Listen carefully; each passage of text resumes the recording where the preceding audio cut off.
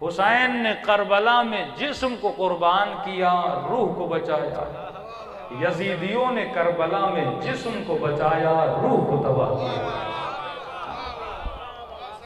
جب تک مقصد کا بڑی آسان کر کے آپ کو سمجھاؤں گا۔ ایک طرف تو بولے انسان اتنا کریم، انسان اتنا بڑا کہ بولا اشرف المخلوقات ہے، ملائکوں سے افضل ہے۔ پھر خدا جب پھینٹیاں مارنے پر آتا ہے تو کہتا ہے اولئک کالحمار، یہ گدھے کی طرح ہے۔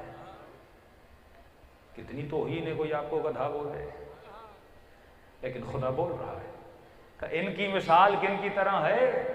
گدھے کی طرح ہے۔ سوال یہ ہے پروردگارا انسان کو گدھا کیوں بول رہا ہے؟ کیونکہ جب انسان مقصد انسان کو پورا نہیں کرتا تو پھر انسان میں اور گدھے میں کوئی فرق نہیں ہے۔ اب تھوڑا سا گدھے پہ غور کیجئے، کیونکہ اللہ نے بولا ہے تو میں ذرا اس کو کھولنا چاہوں گا، اور اسی گدھے سے آپ انسان تک آئیں گے اور انسان سے گدھے تک چلے جائیں گے۔ کہا کہ یہ ان کی مثال ایسے ہے جیسے گدھا۔ اے خدا گدھا کس طرح ہے؟ کہ گدھے کے اوپر جتنی کتابیں رکھی جائیں، گدھا ان کتابوں سے کوئی فائدہ نہیں لیتا۔ مطلب اگر انسان کے گھر میں قرآن پڑھی ہوئی ہو، نہج البلاغہ پڑھی ہوئی ہو، وہ اس قرآن اور نہج البلاغہ سے فائدہ نہ لے تو اس میں اور گدھے میں فرق انسان اور حیوان کیا ہے؟ دوسری چیز اللہ نے گدھا کیوں بولا؟ کیونکہ گدھے میں صلاحیت نہیں ہے۔ تعریف انسان سمجھو، مقصد انسان سمجھو۔ آپ سامنے گدھا رکھیے اور ایک طرف انسان کی تصویر رکھیے، ذرا جانچنا شروع کر دیجئے کہ گدھے میں اور انسان میں فرق کیا ہوتا ہے۔ اب کوئی انسان یہ بولے میری آنکھیں بڑی بڑی ہیں اور خوبصورت ہیں، تو گدھا سامنے سے بولے گا میری آنکھیں تجھ سے بڑی ہیں۔ مطلب آنکھ کا بڑا ہونا کمال انسانی نہیں ہے، یہ تو گدھے کی مجھ سے زیادہ بڑی ہے۔ اب فرق کا پتہ تو چلے نا، انسان اور گدھے میں فرق کیا؟ کیونکہ خدا جب انسان کو گدھا بولے تو کسی چیز کی وجہ سے بول رہا ہے نا۔ اب کوئی یہ بولے کہ کیونکہ میرے کان بڑے ہیں اسی لیے میں انسان ہوں، تو گدھا بولے گا میرے کان تجھ سے بھی زیادہ بڑے ہیں۔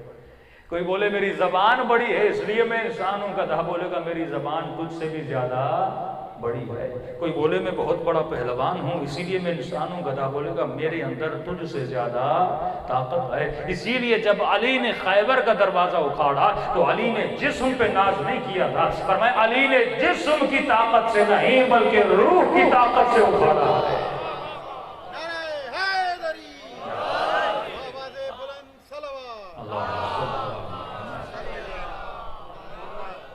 تو فرمایا کبھی بھی اپنی جسمانی طاقت پہ ناز نہ کیا کرو، خدا نے جسم حیوان کو تجھ سے زیادہ مضبوط دیا اور تجھے دکھاتا ہے کہ دیکھ میں نے اسے کتنا مضبوط دیا۔ کبھی اس پہ ناز نہ کرنا کہ میری شہوت زیادہ ہے، گھوڑا تجھ سے زیادہ طاقتور ہے۔ کبھی اپنے حسن پہ ناز نہ کرنا، آنکھوں پہ ناز نہ کرنا۔ تو وہ کون سی چیز ہے جو انسان کو حیوان سے جدا کرتی ہے؟ جو میرے پاس ہے پر حیوان کے پاس نہیں ہے۔ چلو اور آسان کر دوں، بھائی کسی مومن مولائی کے گھر میں 2-3 گدھے ہوں، وہ ایک گدھا لا کے مولانا کو دے کہ مولانا صاحب یہ میرا گدھا چھوٹا ہے، 4-5 سال آپ کی خدمت کے لیے آپ کو دے کر جا رہا ہوں۔ ہم نے کہا ٹھیک ہے بھائی دے دیجئے، ادھر ادھر جانا ہوتا ہے، اپنا ریڑھی کو ادھر ادھر لے جانا ہے تو چلو گدھا کام آ جائے گا۔ دیکھا دوسرا گدھا اس نے دیا کسی موچی کو کہ آپ کے بھی کام آئے گا۔ 4-5 سال کے بعد یہ مولوی سے اپنا گدھا واپس لینے آئے اور کہ مولانا ہم 4 سال پہلے اپنا گدھا چھوٹا تھا آپ کو دے کر گئے، وہ گدھا واپس دیجئے۔ اب مولوی گدھا دے دے اور یہ توقع یہ رکھے کیونکہ 4 سال گدھا مولوی کے پاس رہا ہے تو یہ آدھا مولوی تو بن گیا ہوگا۔ ایسا ہو سکتا ہے؟ گدھا موچی کے پاس رہے یا مولوی کے پاس رہے، گدھا گدھا ہی رہتا ہے، کیونکہ اس میں سیکھنے کی صلاحیت نہیں ہے۔ آج تک گدھوں کے اسکول دیکھے، آج تک گدھوں کے کالج دیکھے، کیوں نہیں ہے؟ کیونکہ حیوان میں صلاحیت نہیں ہے سیکھنے کی۔ تبھی اللہ قرآن میں اشارہ دے رہا ہے کہ بندہ علی کے ساتھ رہے یا نبی کے ساتھ رہے، اگر کچھ نہ سیکھے تو اس میں اور گدھے میں۔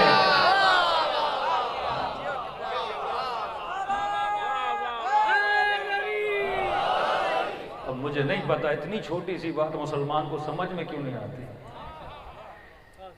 بندہ اگر تیرے اندر سیکھنے کی صلاحیت نہیں ہے، سلمان نے بتایا کہ میں انسان ہوں اور انسان ہو کر دنیا سے جا رہا ہوں، کیونکہ جب علی کے در پہ آیا تھا تو ایمان کے پہلے درجے پر تھا، جب مدائن میں جا رہا تھا تو ایمان کے 10ویں درجے پر تھا۔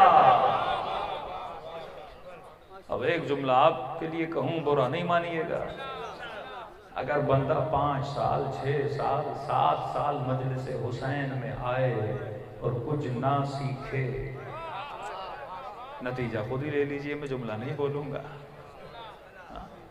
انسان ہے کیونکہ اس میں سیکھنے کی یہی تعریف انسان ہے۔ کل دنیا میں کوئی بھی آپ سے پوچھے نا انسان اور حیوان میں فرق کیا ہے، آپ بولو انسان میں سیکھنے کی صلاحیت ہے، حیوان میں سیکھنے کی صلاحیت نہیں ہے۔ انسان میں تربیت پانے کی صلاحیت ہے، حیوان میں تربیت پانے کی صلاحیت نہیں ہے۔ حر نے حسین کے لشکر میں آ کر بتایا کہ حسین میں انسان ہوں، کیونکہ آپ نے کچھ سکھایا، میں کچھ سیکھ کے جا رہا ہوں۔ یہ کیسا علی کا چاہنے والا ہے کہ اسے بولا جائے غصہ نہ کرو، نگاہ حرام سے بچو، بولے مجھے کنٹرول نہیں ہوتا۔ بھئی کنٹرول حیوان کو نہیں ہوتا ہے، انسان کو ہوتا ہے۔ ہاں حیوان کنٹرول نہیں کرتا نا، انسان تب ہے جو اپنی کیا کرے، صلاح و بہبود کرے۔ اب ٹنڈو العیار میں نشائی ہیں، کوئی ایسا شہر نہیں ملا جہاں میں پوچھوں ہیں، سب نے بولا بہت ہیں۔ تو ایک تو نشائیوں کی برکت بہت ہے پاکستان میں۔ اگر کسی پشاور میں اسٹریٹ سے ہم گزر رہے تھے، بڑے نشائی تھے وہاں، کوئی سوئیوں والے، کوئی پتہ نہیں کون کون سے والے، تو کسی نشائی سے پوچھا کہ آپ کو نشہ اچھا لگتا ہے؟ کہنے لگا نہیں اچھا نہیں لگتا۔ پھر کہا کیوں کرتے ہو؟ کہا اس جسم نے مجھے مجبور کیا ہوا ہے۔ کس نے؟ اس جسم نے۔ کسی جوان نے کہا مولانا اللہ کو کیا ملتا ہے میرے روزے رکھنے سے؟ کہ کیسا خدا ہے جس کو میری بھوک سے مزہ آتا ہے؟ وہ تو ارحم الراحمین ہے، بندے کو بھوکا رکھے، بندے کو پیاسا رکھے۔ بھائی نماز پڑھانی ہے صبح 10 بجے پڑھا لے، 5 بجے بندے کو اٹھائے سردی میں، تھکا ہوا ٹوٹا ہوا، ابھی اتنے ٹائم ہو گیا، پھر گھر جائیں، پھر نیاز کھائیں، پھر 2 بجے سوئیں، پھر مسجد سے اذان کی آواز آئے۔ کیا ہوتا میں 9 بجے پڑھ لوں؟ اچھا کچھ ایسے میں مومنوں سے ملا ہوں، ایک یورپ کا مومن تھا، تو کہا مولانا میں جب دل کرتا ہے نا اس وقت نماز پڑھتا ہوں۔ کہ صبح اٹھتا نہیں ہوں وہ نماز میں 9 بجے پڑھ لیتا ہوں، آفس جانا ہوتا ہے ٹائم نہیں ہوتا، کبھی کبھی ساری نمازیں ساتھ ملا کے پڑھ لیتا ہوں۔ میں نے کہا یہ کیا کر رہے ہو؟ کہ اللہ کو نماز سے کام ہے نا، ٹائم سے کیا لینا دینا اس کا۔ تو ایسے ماشاءاللہ تیز ہمارے مومنین بھی بہت ہیں۔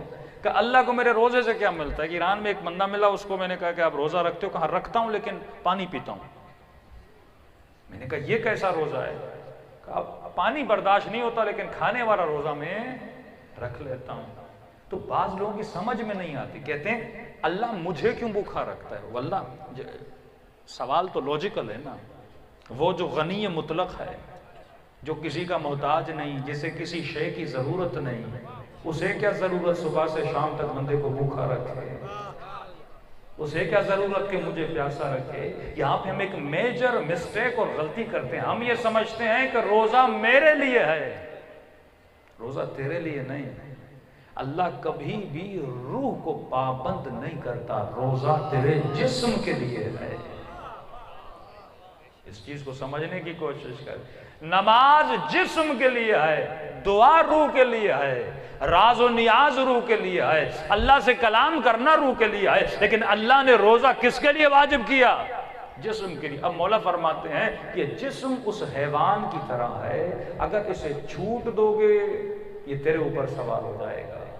اللہ نے جسم تیری خدمت کے لیے بنایا، تجھے جسم کی خدمت کے لیے نہیں بنایا۔ نہ علی لذت کے دشمن ہیں، نہ خدا لذت کا دشمن ہے، یہ بات ذہن میں بٹھا دے۔ اہل بیت چاہتے ہیں تو دنیا میں بھی اعلیٰ سے اعلیٰ لذت لے، آخرت میں بھی سب سے زیادہ لذت لے۔ دلیل دے کر بات کروں گا، بغیر دلیل کے بات نہیں کروں گا۔ آپ پورا سال کھانا کھاتے ہو، کھاتے نا پورا سال کھانا، سب سے زیادہ کھانا کھانے میں مزہ کس مہینے میں آتا ہے؟ رمضان میں۔ یعنی جس مہینے میں جسم کو اللہ تکلیف دیتا ہے، مزہ بھی کھانے میں اسی مہینے میں آتا ہے۔ وہ تمہیں سب سے زیادہ لذت دینا چاہتا ہے۔ پھر میں گدھے کی مثال اس لیے دے رہا ہوں، گدھے بہت ہیں پاکستان میں۔ آپ کسی گدھے گاڑی والے سے پوچھو کہ تم اسے کھانا کب کب دیتے ہو، تو کہتا ہے جس دن گدھا کام نہیں کرتا نا میں کھانا بند کر دیتا ہوں، صبح سے شام تک اسے کام کرواتا ہوں، پھر رات کو اسے گھاس دیتا ہوں، پھر اس لالچ میں یہ اگلے دن کیا کرتا ہے؟ کام کرتا ہے۔ اللہ کہتا ہے اس کو گدھے کی طرح ٹریٹ کرو۔ اگر اسے نکمہ بناؤ گے، صبح سے شام تک کھلاتے رہو گے، یہ کبھی بھی تجھے جنت تک نہیں پہنچائے گا۔ تو راکب ہے، یہ مرکب ہے، یہ تیری سواری ہے، تو سوار ہے، کہیں ایسا نہ ہو یہ تیرے اوپر چڑھ جائے۔ یہ بڑا خطرناک ہے۔ مولا فرماتے ہیں وہ سرکش حیوان ہے جس کو پکڑ کے رکھنا، ایسا نہ ہو کہ تمہارے گاؤں میں ایک بندہ آئے اور اس نے سارا سامان خود اٹھایا اور گدھا پیدل پیدل چل رہا ہے۔ جس طرح اس پہ ہنستے ہو نا، اپنے وجود پہ بھی ہنسا کرو۔ یہ جسم تیری خدمت کے لیے ہے، تو جسم کی خدمت کے لیے نہیں ہے۔ روزہ تیرے لیے نہیں ہے، روزہ جسم کے لیے ہے، تاکہ تو اسے سکھائے کہ کب اس نے کھانا ہے، کب اس نے کھانا نہیں کھانا۔ اور اعلیٰ ترین لذت خدا تجھے عطا کرتا ہے کہ رمضان کے سفرے جتنے رنگین ہوتے ہیں، جلیبی رمضان میں، پکوڑے رمضان میں، کسٹر رمضان میں، بھئی آج تو بھوکا رہا، لیکن جب آپ جسم کو بھوک دیتے ہو نا، اب جب اسے کھانا دیتے ہو تو اسے اعلیٰ ترین لذت بھی ملتی ہے۔ دوسری چیز، کیونکہ یہ کون بتائے گا؟ جس طرح ٹیشو پیپر کی کمپنی کو پتا ہے ٹیشو کیسے بنا، کہتے اگر تو اسلامی احکام پہ عمل کرے تو اعلیٰ ترین لذت دنیا میں بھی ملے گی، آخرت میں ملے گی۔ لیکن اگر تو اس جسم کے کہنے پر چلے، یہ جب بولے مجھے کھلاؤ، جب بولے مجھے گھماؤ، جب بولے مجھے یہاں لے جاؤ، اگر تو اس کی مرضی پہ چلا تیری روح تباہ ہو، برباد ہو جائے گی۔ بالکل اسی طرح جس طرح گھر میں گھوڑے کو کنٹرول کرتے ہو، ایک گدھے کو کنٹرول کرتے ہو، اسی طرح اپنے جسم کو کیا کیا کرو؟ کنٹرول کیا کرو، تاکہ یہ تجھے خادم حسین بنائے۔ فرمایا پہلے جسم کو اپنا خادم بنا، پھر خود کو علی کا خادم بنا۔